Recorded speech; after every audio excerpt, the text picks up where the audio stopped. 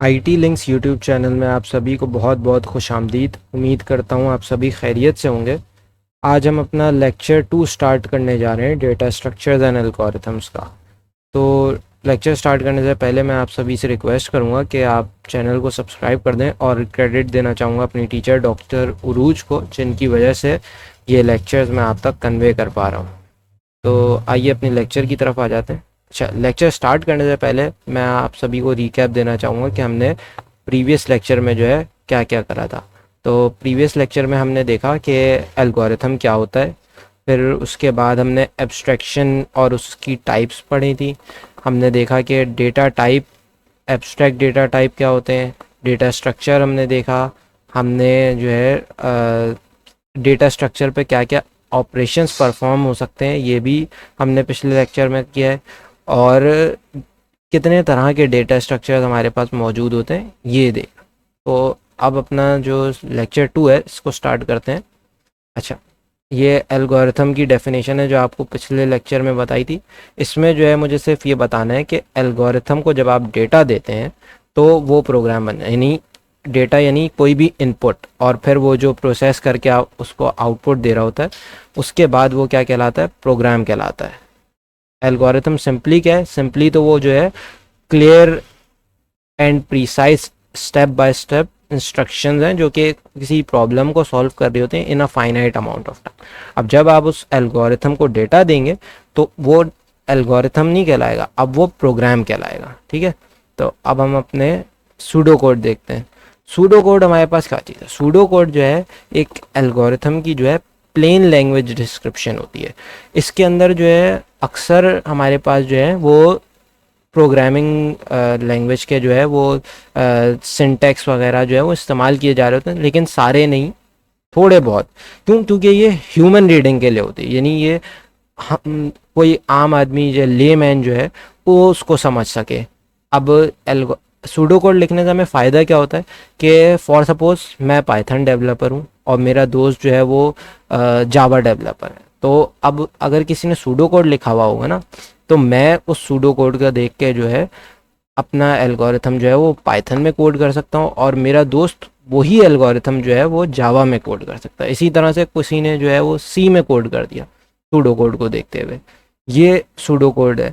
Pseudo code जो है plain language में, यानी हमें सिर्फ एक डिस्क्रिप्शन दी हुई होती है एल्गोरिथम की। ठीक है, तो जो प्रोग्रामिंग लैंग्वेज है वो नेचुरल लैंग्वेज डिस्क्रिप्शन डिटेल्स के साथ अगर लिखी गई है तो वो जो है सूडो कोड कहला, यानी प्रोग्रामिंग लैंग्वेज के ही कुछ चीज़ें जो हैं वो नेचुरल लैंग्वेज के साथ जो है वो लिंक्ड हुई होती हैं। अब ये नहीं है कि आप सूडो कोड ही उठा के प्रोग्रामिंग लैंग्वेज में लिख दें, नहीं, वो वर्क नहीं करेगा। वो आपको सूडो कोड को देखते हुए अपनी लॉजिक डिज़ाइन करनी होगी, और आपको जो लैंग्वेज आती है फिर उसको, उस लॉजिक को उस सिंटेक्स के साथ जो है वो कोड करना पड़ेगा जो आपकी प्रोग्रामिंग लैंग्वेज यूज़ करती है। ये तो हो गया हमारा सूडो कोड। सही है, अब हम जो है आगे चलें तो हमारे पास आता है वाई वी एनालाइज एल्गोरिथम। हम एल्गोरिथम्स को क्यों एनालाइज करते हैं?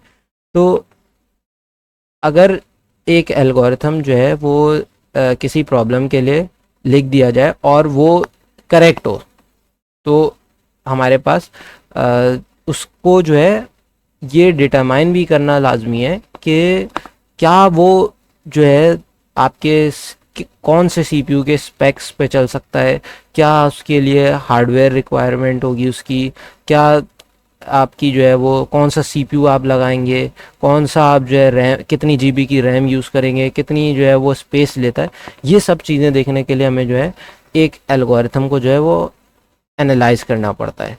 ठीक है, अब कोई ऐसा एल्गोरिथम है जो कि एक प्रॉब्लम तो सॉल्व करता है, लेकिन वो जो टाइम लेता है वो तकरीबन 1-1.5 महीना ले लेता है उस प्रॉब्लम को सॉल्व करने के लिए। तो ये तो हमारे किसी भी इस्तेमाल का नहीं होगा ना ऐसा एल्गोरिथम, जाहिर सी बात है। अब सिमिलरली कोई एल्गोरिथम है जो कि बहुत ज़्यादा जो है 1 टेराबाइट्स और 3 टेराबाइट्स ऐसी स्पेस ले रहा है, तो वो भी हमारे उसका जो है फ़ायदा नहीं होगा उसका। इसी तरह से जो हम एल्गोरिथम एनालाइज करते हैं तो ये हमें बताता है कि क्या क्या हमारे पास जो है मेमोरी होनी चाहिए, क्या जो है हमारे पास जो है वो कंप्यूटर में हार्डवेयर लगनी चाहिए, क्या आपकी जो है वो हार्ड डिस्क की स्पेसिफिकेशन होनी चाहिए, क्या जो है वो कंप्यूटेशनल टाइम होगा उस एल्गोरिथम का। ठीक है, तो ये थी हमारे पास एल्गोरिथम को एनालाइज करने की नीड। अब हम चलते हैं कि किस तरह से एल्गोरिथम को एनालाइज किया जाता है।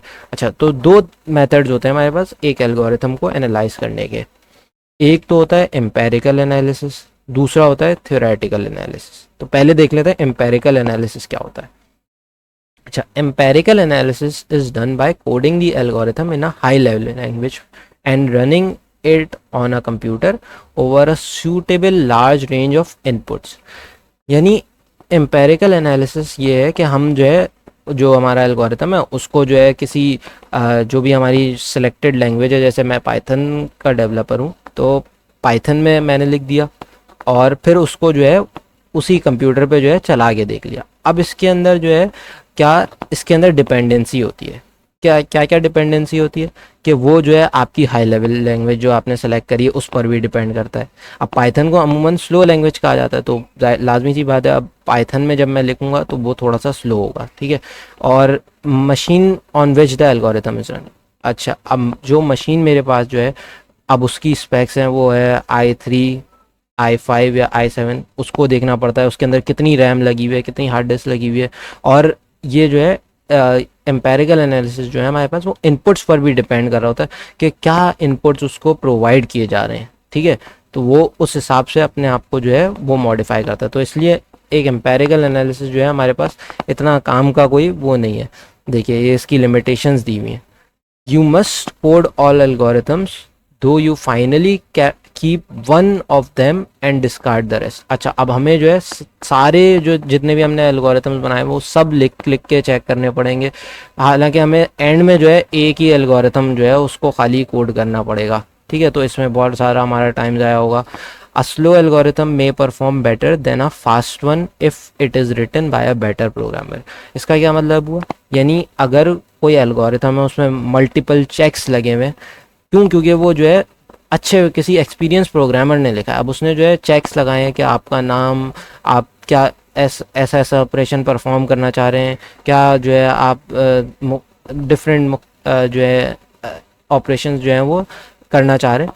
तो ऐसे में जो है हमारे पास जो फास्ट जो एल्गोरिथम है वो हो सकता है कि वो थोड़ा सा परफॉर्मेंस वाइज जो है डिग्रेड हो जाए, वो ना चले। तो इसमें हमारे पास जो स्लो एल्गोरिथम है अगर वो किसी एक्सपीरियंस प्रोग्रामर ने लिखा हुआ है तो वो जो है हमारे पास ज़्यादा अच्छा परफॉर्म कर सकता है। ठीक है, results on one set of inputs may be completely different from those for another set. अब आपने देखा कि एम्पेरिकल एनालिसिस जो है वो डिपेंड करता है इनपुट्स पर भी।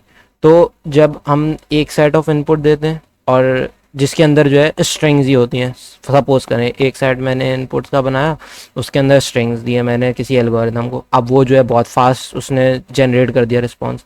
अब कोई जो है मेरे पास दूसरा सेट ऑफ इनपुट है जिसके अंदर स्ट्रिंग्स विद न्यूमेरिक्स यानी इंटीजर्स हैं, अब मैं वही देता हूँ अगर उसी एल्गोरिथम को, तो वो जो है उस पर बहुत ज़्यादा टाइम लगाता है, उस यानी उसका टाइम जो है वो बहुत ज़्यादा इसको प्रोसेस करने के लिए ले रहा है। तो लाजमी सी बात है ये हमारे पास जो है एम्पेरिकल एनालिसिस जो है इस पर लिमिटेशन आ जाएगी एक। तो the inputs chosen to be use may favour one algorithm more than the other. अब क्योंकि हमारा जो एम्पेरिकल एनालिसिस है वो मेनली जो है इनपुट्स पर डिपेंड करता है, तो जो इनपुट्स हमने चूज़ करें, जैसे अभी मैंने ये ऊपर ही आपको वो दी एग्जांपल के फॉर सपोज एक इनपुट्स मैंने चूज़ करा जिसमें सारे स्ट्रिंग्स हैं, अब वो मैंने दे दिया एल्गोरिथम को, उसने प्रोसेस करा बहुत जल्दी कर दिया वो। अब मैं दूसरा लेता हूँ कोई जिसके अंदर स्ट्रिंग्स और न्यूमेरिक्स भी हैं, तो उसमें जो है हमारा एल्गोरिथम बहुत टाइम लगा देता है उसको प्रोसेस करने में। ठीक है, तो इस तरह से वो एल्गोरिथम तो हमारे किसी काम का नहीं रहेगा। इसीलिए ये एम्पेरिकल एनालिसिस के साथ जो है हमारे पास प्रॉब्लम्स अराइज होती हैं, क्यों, क्योंकि ये इनपुट्स पर डिपेंड कर रहे होते हैं।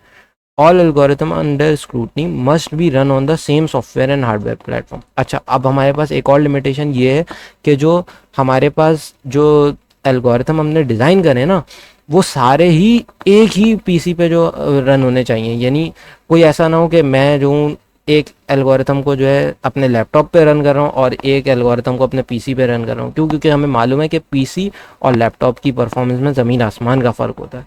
सही है। तो जो मैंने एल्गोरिथम जो भी लिखे हैं ना, वो सारे एक ही सॉफ्टवेयर एंड हार्डवेयर प्लेटफॉर्म पर होने चाहिए। नेक्स्ट हमारे पास क्या आ जाता है, you may find that you do not have the budget to implement the better algorithm. अच्छा, अब कोई अच्छा सा एल्गोरिथम है, उसके लिए मेरे पास बजट नहीं है। ये आपको आगे चल के खुद ही समझ में आएगा। ये वाला अभी एक्सप्लेन करूँगा तो बिल्कुल भी ऐसे नहीं समझ में आएगा। ठीक है, तो आगे चलते हैं। अच्छा, अब आगे हमारे पास आता है इनपुट साइज और डेटा साइज। इनपुट साइज क्या होता है हमारे पास of an algorithm is the number of data items provided to the algorithm by calling the entity। अच्छा, अब कोई एल्गोरिथम ये आप देख सकते हैं left hand side, right hand side पे, यहाँ पे जो है एक एल्गोरिथम लिखा हुआ है। इसके अंदर a and b are list of n elements each. सही है। a और b जो है हमारे पास वो एज आर्ग्यूमेंट्स पास किए जा रहे हैं इस एल्गोरिथम को, और वो जो है क्या है, लिस्ट है n एलिमेंट्स, यानी जनरलाइज करा हुआ है कि किसी भी इतनी इतनी लेंथ की ये लिस्ट है। Input size is denoted by n से डिनोट किया जाता है। Consider the algorithm as shown here, two list of length n are being added so that the input size here is 2n। क्योंकि यहाँ पे दो a एंड b हैं और दोनों n की जो है एलिमेंट्स की जो है लिस्ट है, तो यहाँ पे क्या हो जाएगा, 2n इसका जो है इनपुट साइज हो जाएगा। अच्छा, थ्योरेटिकल एनालिसिस पर अब हम आ जाते हैं। अब क्योंकि एम्पेरिकल एनालिसिस जो है हमारे पास वो बहुत कॉस्टली है और हमें जो है डिज़ायरेबल सोल्यूशन नहीं दे पाता, तो हम थ्योरेटिकल एनालिसिस यूज़ करते हैं। थ्योरेटिकल एनालिसिस में क्या होता है, ये सूडो कोड यूज़ करता है फॉर एल्गोरिथम को एनालाइज करने के लिए। हमें इसमें जो है प्रोग्रामिंग लैंग्वेज में कोड नहीं लिखना पड़ता, हम सूडो कोड, जो सिंपल जो अभी आपको डिस्क्रिप्शन बताई थी, ये जैसे ऊपर ये दिया हुआ है, ये सूडो कोड है, ये आप देख सकते हैं। इसके अंदर जो है यहाँ पर take a list of list c of n elements, ये ऐसा तो किसी प्रोग्रामिंग लैंग्वेज में नहीं लिखा होता ना। ठीक है, तो ये जो है हमारे पास सूडो कोड है, इस तरह से लिखा जाता है सूडो कोड। आप यहाँ पे देख रहे होंगे रिटर्न सी। अब रिटर्न सी जो है ये पाइथन की जो है अगर आप कोई फंक्शन आप बनाते हैं तो उसमें से रिटर्न करने के लिए काम आता है। तो आप देख सकते हैं यहाँ पे जो है एक कन्वेंशन पाइथन की यूज़ हो रही है। इसी तरह से ये जो थ्योरेटिकल एनालिसिस है वो हमारे पास सूडो कोड इस्तेमाल करता है जो एल्गोरिथम को एनालाइज करने के लिए। फिर जो it characterises running time as a function of input size n, यानी हमारे पास जो इनपुट साइज जो होता है, जो n या 2n आपके हिसाब से जो भी है, उसको ये एज अ फंक्शन के तौर पर जो है प्रोड्यूस करता है। ये अभी हम आगे सॉल्व करेंगे थ्योरेटिकल एनालिसिस को, कोई प्रॉब्लम तो ये आपको समझ में आएगा। Takes all possible inputs into account. अब जितने भी इनपुट आप रख रहे होते हैं ना, वो सारे तमाम के तमाम को ये कंसिडरेशन में ले रहा होता है। evaluates the algorithm independent of the hardware and software। अब ये जो, क्योंकि ये सूडो कोड पे रन हो रहा है, ये जो है किसी प्रोग्रामिंग लैंग्वेज पे डिपेंडेंट नहीं है, ये सूडो कोड पे डिपेंड है, तो ये जो है हार्डवेयर और सॉफ्टवेयर दोनों के इंडिपेंडेंट होता है। ठीक है, अब प्रिमिटिव ऑपरेशंस देख लेते हैं। थ्योरेटिकल एनालिसिस में हम जो है प्रिमिटिव ऑपरेशंस को काउंट करते हैं, असल में ये होता है हमारे पास। अब प्रिमिटिव ऑपरेशन क्या होता है, primitive operation or elementary operation is defined as a high level operation that is largely independent of the programming platform, input data and algorithm used। यानी प्रिमिटिव ऑपरेशन जो है वो हमारे पास एक ऐसा ऑपरेशन है जो कि हर हाई लेवल लैंग्वेज में हो रहा होगा। यानी फॉर सपोज आपने वेरिएबल डिक्लेरेशन करी तो वो हर प्रोग्रामिंग लैंग्वेज में हो रही होगी। आप पाइथन ले लें, जावा ले लें, सी ले लें, सब में ये होगी। सही है, तो अब हमारे पास एक लिस्ट बनाई हुई है प्रिमिटिव ऑपरेशंस की कि क्या क्या जो है हमारे पास प्रिमिटिव ऑपरेशंस होते हैं। तो सबसे पहले है हमारे पास performing an arithmetic operation. Arithmetic operation किसी भी तरह का हो सकता है, addition, subtraction, multiplication, floor division. Floor division आपको पता होना चाहिए, फ्लोर डिवीजन भी एक अर्थमेटिक ऑपरेशन है। इसी तरह से हमारे पास जो है वो मॉड्यूलो ऑपरेटर जो लगता है वो भी हमारे पास अर्थमेटिक ऑपरेशन में आता है। ठीक है, अब कंपेयरिंग टू नंबर्स, अब दो नंबर्स हैं उनको कंपेयर किया जा रहा है, यानी 1 is less than 2, 3 is greater than 2, इस तरह का कोई कंपैरिजन ऑपरेशन हो रहा है तो इस पर भी जो है वो प्रिमिटिव ऑपरेशन में काउंट होगा। Assigning a value to an identifier, यानी किसी वेरिएबल को जो है वो कोई वैल्यू असाइन की जा रही है, ए इज इक्वल्स टू 3, तो ये भी एक प्रिमिटिव ऑपरेशन काउंट होगा। इंडेक्सिंग इनटू एन एरे और फॉलोइंग अ पॉइंटर रेफरेंस, आप किसी एरे का इंडेक्स आप ले लें तो वो भी जो है हमारे पास एक प्रिमिटिव ऑपरेशन में काउंट होगा। Calling a method of function, अगर कोई फंक्शन कॉल हो रहा है तो वो भी जो है प्रिमिटिव ऑपरेशन है। क्यों? क्योंकि ये सारे हाई लेवल लैंग्वेज में होते हैं जितनी भी हमारे पास बनाई गई हैं। इसी तरह से रिटर्निंग फ्रॉम अ मेथड, अब आप कोई जो है फंक्शन या मेथड से जो है वापस आ रहे हैं तो वो भी जो है हमारे पास प्रिमिटिव ऑपरेशन में काउंट होगा। ठीक है, आगे आते हैं। Count primitive operations for the given algorithm. अच्छा, ये हमारे पास जो है एक सूडो कोड दिया हुआ है, आप देख सकते हैं इसके अंदर के हमें प्रिमिटिव ऑपरेशंस जो है वो काउंट हो रहे करने। कंप्यूट, यहाँ पे जो है ये स्टेटमेंट जो है ये आप देख सकते हैं इसके साथ डबल स्लैश लगा हुआ है। अब आप ये देखें ये डबल स्लैश जो है असल में सी में जो है वो यूज़ होता है कमेंटिंग के लिए, तो ये आप देख सकते हैं कि सूडो कोड है ये, तो यहाँ पर आप कोई भी वो इस्तेमाल कर सकते हैं। ठीक है, तो ये इन्होंने कमेंट किया हुआ है, कमेंट्स तो जो है वो हमारे पास जो है वो प्रिमिटिव ऑपरेशन में काउंट नहीं होते। सही है, अब ये देखें आप एल्गोरिथम सम ए, यहाँ पे जो है ये फंक्शन डिफाइन किया जा रहा है। सही है, तो फंक्शन जो डिफाइन करते हैं ना वो हमारे पास जो है प्रिमिटिव ऑपरेशन में नहीं आता। फंक्शन कॉलिंग आता है और रिटर्निंग फ्रॉम अ फंक्शन, ये आप देखें रिटर्न जो हो रहा है ये हमारे पास उस जो है प्रिमिटिव ऑपरेशन। तो इस तरह से हमारे पास प्रिमिटिव ऑपरेशंस काउंट करते हुए ये चीज़ें आपने जो है ध्यान में रखनी है। अब आते हैं इसके प्रिमिटिव ऑपरेशंस को काउंट करने की तरफ। तो ये यहाँ पर मैंने काउंट करके रखे हैं, ये देखें। सबसे पहले जो हमारी फर्स्ट लाइन आती है ये, इसके अंदर हमारे पास क्या जो है कितने प्रिमिटिव ऑपरेशंस हो रहे हैं। यहाँ पर हमारे पास दो प्रिमिटिव ऑपरेशन, दो कैसे हो रहे हैं आप देखें। यहाँ पर एक तो ये इंडेक्सिंग हो रही है एरे, ये हमारे पास जो है क्योंकि compute the sum of the list a containing n elements, यानी ए जो हमने दी है यहाँ पे जो आर्ग्यूमेंट ए दिया है ये लिस्ट है बेसिकली जिसके अंदर एन एलिमेंट्स हैं। तो ये जो इनपुट साइज जो है वो हमारे पास क्या हो गया, एन हो गया। ठीक है, तो अब ये क्योंकि लिस्ट है तो इस लिस्ट पर आप देख सकते हैं यहाँ पर क्या हुई है, इंडेक्सिंग हुई है। तो एक तो ऑपरेशन हो गया हमारे पास इंडेक्सिंग का, और दूसरा हो गया इस सम को जो है हमने इस एरे के थ्रू एरो के थ्रू जो है वो वैल्यू असाइन करवाई, यानी ए ज़ीरो पर जो भी वैल्यू होगी वो सम को असाइन हो जाएगी। तो यहाँ पर जो है क्योंकि असाइनमेंट ऑपरेशन हो रहा है तो ये जो है क्या हो गया, एक प्रिमिटिव ऑपरेशन और हो गया। तो इससे जो है हमारे पास इसी फर्स्ट लाइन में हमारे पास दो प्रिमिटिव ऑपरेशन।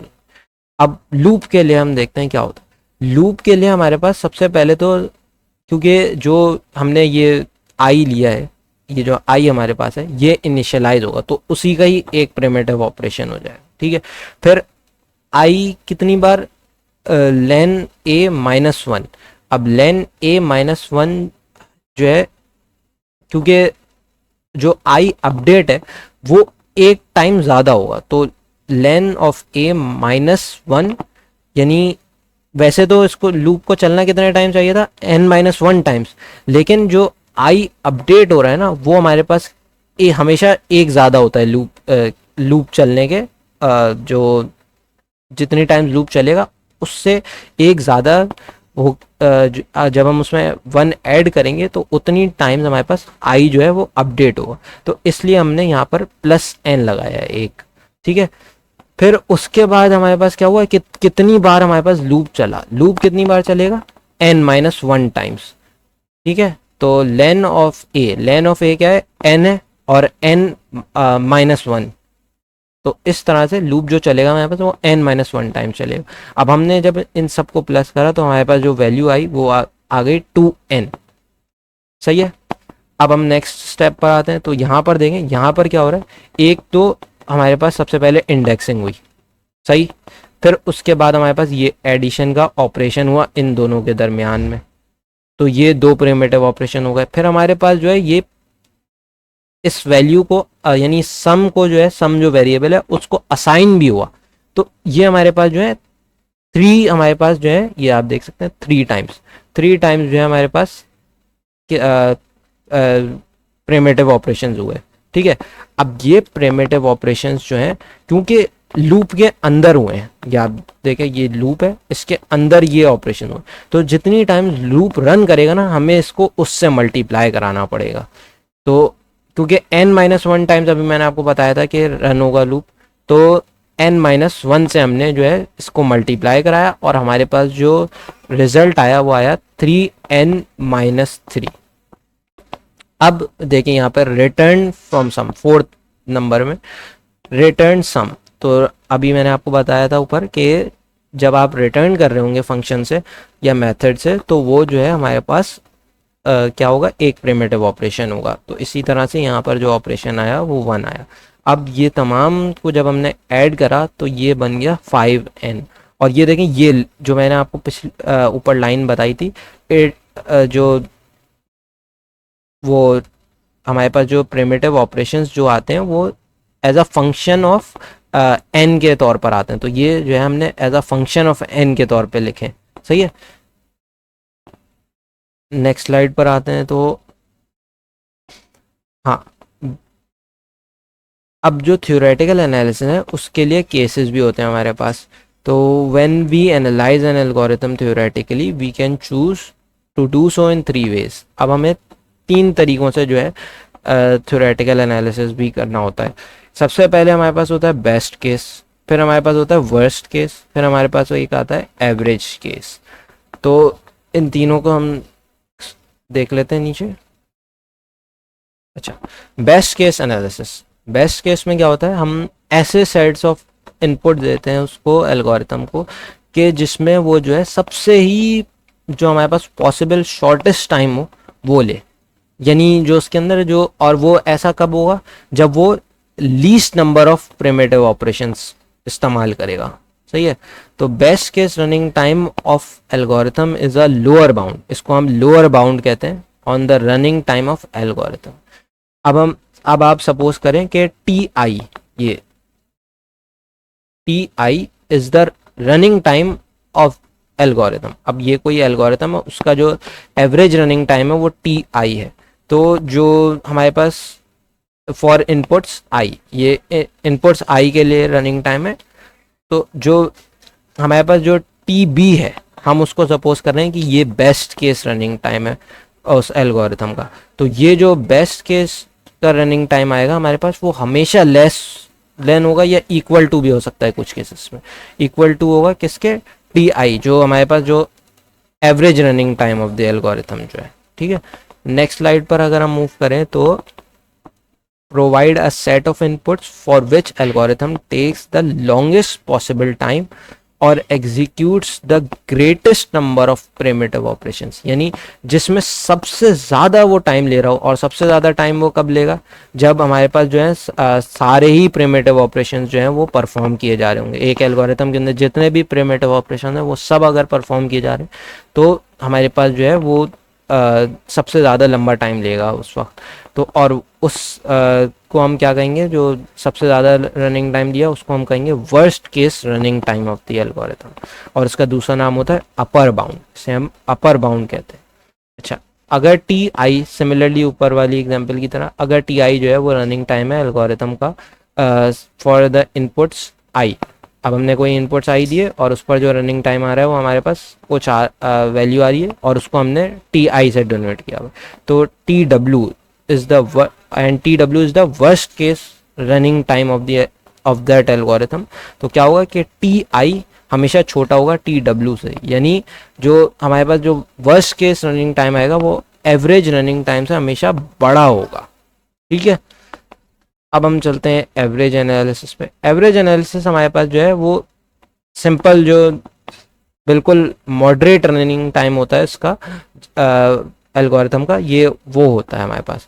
तो find the running time of algorithm for all possible set of inputs. हमने इसमें जो है सारे जो इनपुट्स अपने जो कंसिडरेशन में रखे होंगे उनके लिए जो है हमने रनिंग टाइम निकाल लिया। Find the probability of each input, और हर इनपुट की हमने प्रोबेबिलिटी कैलकुलेट करी।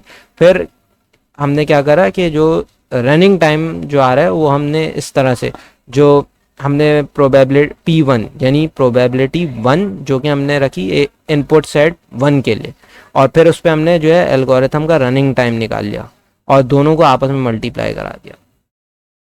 अब फिर सिमिलरली हमने प्रोबेबिलिटी 2 यानी जो इनपुट सेट हमने दूसरा वाला लिया उसकी प्रोबेबिलिटी निकाली और उसका रनिंग टाइम निकाल लिया और उन दोनों को आपस में मल्टीप्लाई करा दिया, फिर ऐड करा देगा। इसी तरह so on and on to for all the inputs के लिए हमने जो है ये करा। ठीक है, तो एवरेज रनिंग टाइम जो है in real world is impossible to compute for algorithms with an infinite set of inputs. अब अमूमन जो भी एल्गोरिथम हम डिज़ाइन करते हैं वो इनफाइनाइट सेट ऑफ इनपुट्स के लिए ही करते हैं ना, हम कोई एक ही सेट ऑफ इनपुट्स के लिए थोड़ी करेंगे। तो जो इनफाइनाइट सेट ऑफ इनपुट्स के लिए जब हम करेंगे तो जो रनिंग टाइम हम निकाल सकेंगे एवरेज का, वो हमारे पास जो कैलकुलेट करना वो थोड़ा सा इम्पॉसिबल होगा हमारे पास। ठीक है, तो if TAVG is the average running time of the algorithm, TB is the best case running time of the algorithm and TW is the worst case running time of an algorithm, then TB is less than or equal to T average and T average is less than or equal to TW। इसका क्या मतलब हो, यानी जो best case running time आएगा वो हमेशा सबसे कम होगा, जो वर्स्ट केस रनिंग टाइम आएगा हमारे पास वो हमेशा सबसे ज़्यादा होगा, और जो एवरेज केस होगा, एवरेज के रनिंग टाइम होगा वो हमेशा मिडिल में होगा। इसका एवरेज हम निकालते नहीं हैं, हम जो है वर्स्ट केस और बेस्ट केस हमेशा निकालते हैं। अच्छा, विच एनालिसिस इज मोस्ट यूजफुल। अब हमने दो तरह के एनालिसिस पढ़े, इन दोनों में से कौन से वाले जो हैं वो मोस्ट यूजफुल हैं। If we know the worst case running time of an algorithm, we can be sure that the algorithm will never exceed this duration for any input that is given to it। अब अगर हमें कोई algorithm का worst case running time मालूम है तो हमें मालूम होगा कि वो जो है उसके लिए हम कोई भी इनपुट दे दें तो उस एल्गोरिथम का जो रनिंग टाइम है वो वर्स्ट केस से ज़्यादा जो है एक्सीड ही नहीं कर सकेगा।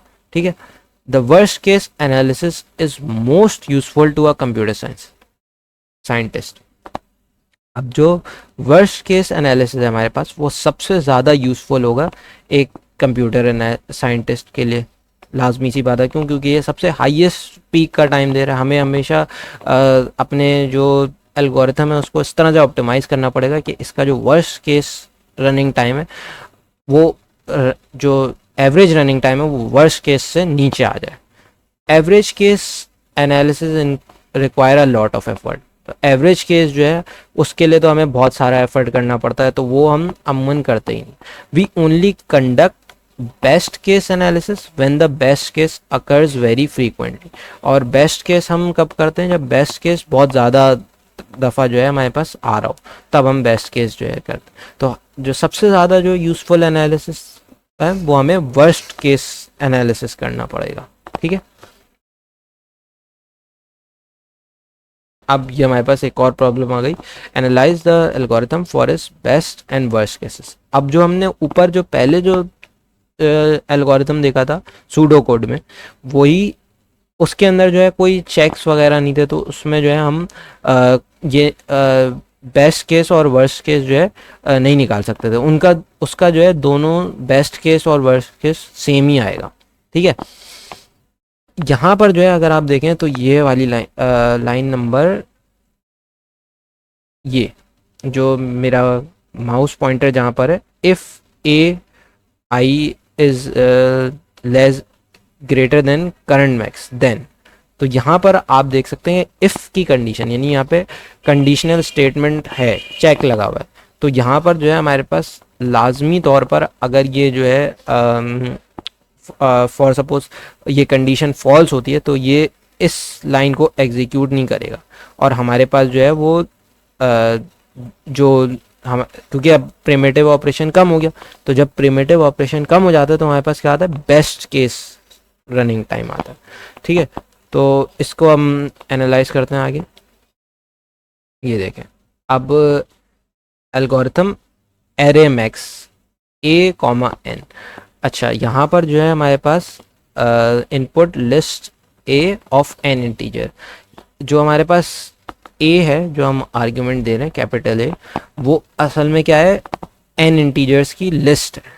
आउटपुट मैक्स, और ये जो इन्होंने कमेंट्स में बताया हुआ है कि जो आउटपुट आएगा वो हमारे पास मैक्सिमम एलिमेंट ऑफ ए, यानी ए का जो मैक्स सबसे जो हाई एलिमेंट होगा वो आ रहा होगा हमारे पास। ठीक है, तो अब आप यहाँ देख सकते हैं फर्स्ट नंबर पे कि करंट मैक्स में वैल्यू असाइन की जा रही है और क्या हो रहा है, यहाँ पर इंडेक्सिंग भी हो रही है साथ में। तो यहाँ पर कितने प्रिमिटिव ऑपरेशन हो गए, 2 हो गए। ठीक है, फॉर आई, अब आप यहाँ पे लूप है फिर से, तो लूप में मैंने आपको बताया था क्या, एक तो जो फॉर के साथ जो भी हमारे पास वेरिएबल दिया होगा वो इनिशियलाइज होने का एक प्रिमिटिव ऑपरेशन हो जाएगा। फिर जो वेरिएबल है वो अपडेट होगा, कितनी टाइम्स अपडेट होगा, जितनी टाइम्स हमारे पास लूप रन कर रहा होगा उससे एक ज़्यादा। यहाँ पे आप देख सकते हैं फॉर आई 1 to n-1, यानी ये n-1 तक के n-1 टाइम्स जो है रन करेगा एल्गोरिथम। तो n-1 में अगर हम +1 करते हैं तो वो n हो जाएगा। इसी तो कितनी दफ़ा अपडेट होगा आई, n टाइम्स अपडेट होगा। ये n जो है ये हमारे पास i की अपडेट वैल्यू लिखी हुई है, जो कि कितनी आ जाएगी हमारे पास, n आ जाएगी। ठीक है, अब जो हमारे पास लूप है वो टोटल कितनी टाइम्स रन हो रहा है, वो तो n-1 टाइम्स रन हो रहा है, तो ये लूप की रनिंग वो आ गई n-1। जब हमने इन सब को ऐड कर लिया तो हमारे पास जो रिजल्ट आया वो 2n आ गया इसमें।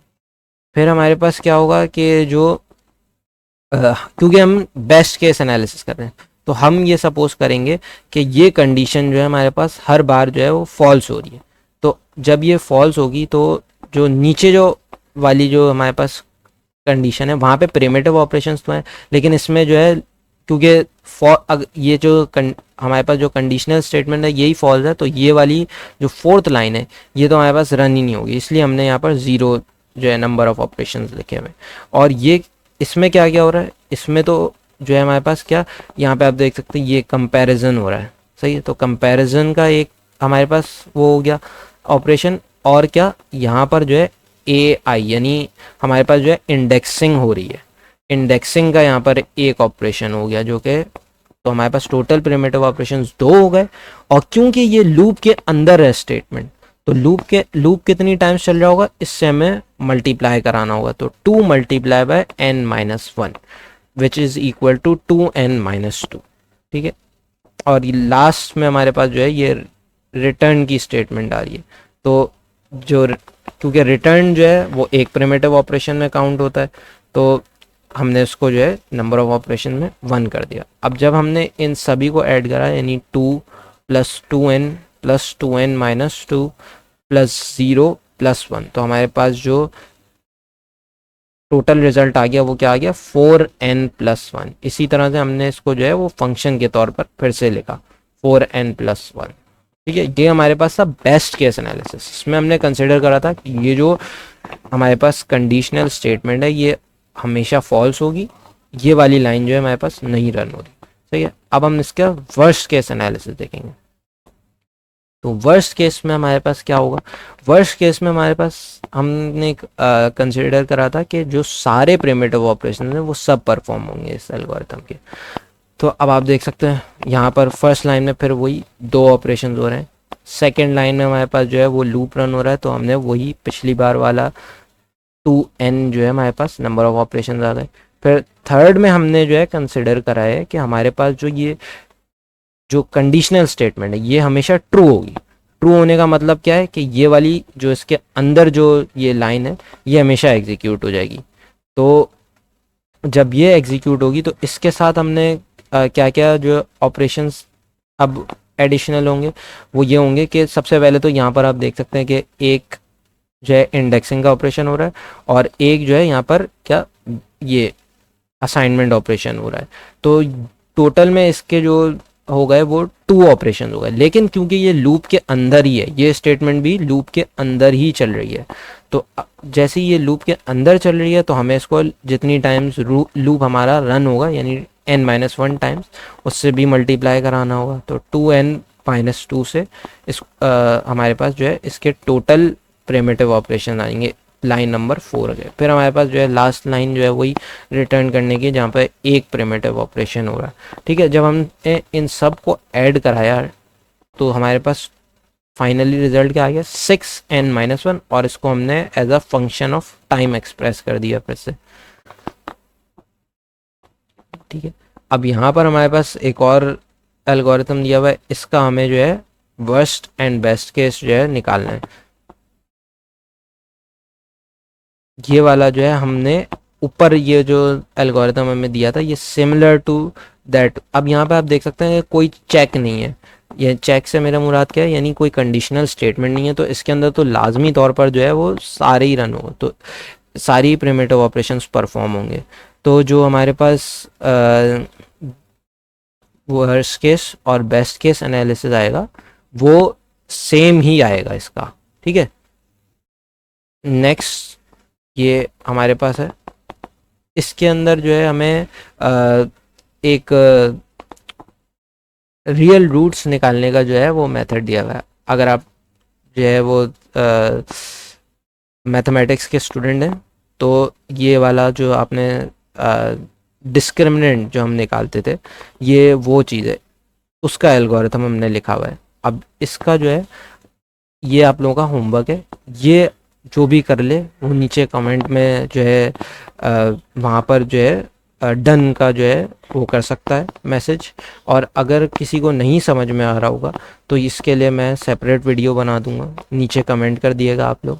ठीक है, तो आज हमने क्या क्या चीज़ें सीखी। आज हमने देखा कि एल्गोरिथम और सूडो कोड का क्या डिफरेंस होता है, सही है। उसके बाद हमने देखा कि एम्पेरिकल एनालिसिस क्या होता है एल्गोरिथम के। उसके बाद हमने डिसएडवांटेजेस देखे एम्पेरिकल एनालिसिस के। फिर हमने देखा कि जो है थ्योरेटिकल एनालिसिस क्या होते हैं एल्गोरिथम के। फिर हमने जो है प्रिमिटिव ऑपरेशंस जो है सीखे। फिर हमने बेस्ट केस, एवरेज केस और वर्स्ट केस जो है एल्गोरिथम्स के वो देखे। और हमने लास्टली जो है जो एल्गोरिथम है उसको खुद एनालाइज करना सीखा। अब जो एल्गोरिथम को एनालाइज करने के लिए जो टेक्निक है वो क्या है, आपको जो है प्रिमिटिव ऑपरेशंस जो हैं वो याद रखने पड़ेंगे कि क्या क्या जो है हमारे पास प्रिमिटिव ऑपरेशंस होते हैं। ठीक है, अगर किसी को कोई चीज़ अनक्लियर हो तो नीचे कमेंट बॉक्स है, वहाँ पर जो है आप मैसेज कर सकते हैं। ठीक है, वीडियो पसंद आई हो तो लाइक, शेयर और सब्सक्राइब लाजमी कर दिएगा। मिलते हैं आपसे नेक्स्ट वीडियो में, तब तक के लिए अपना ख्याल रखिएगा।